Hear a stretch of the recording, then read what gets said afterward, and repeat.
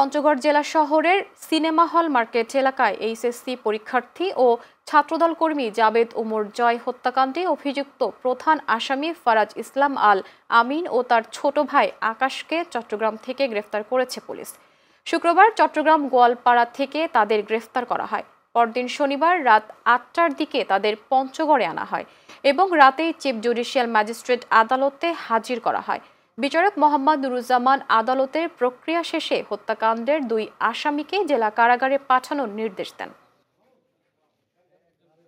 সর্বশেষ আপনারা জানেন যে আমরা গতকাল আমাদের যে টিমটা, যে চৌকস দলটা চট্টগ্রাম থেকে রাত্র আনুমানিক ৯টা ৪৫ রাতে চট্টগ্রাম গোয়ালপাড়া এলাকা থেকে তারা ২ ভাই আলামিন এবং যে আকাশ নামে যে ছেলেটা, তার দুজনকে ধরতে সক্ষম হয় এবং তাদেরকে আমরা জিজ্ঞাসাবাদ করেছি।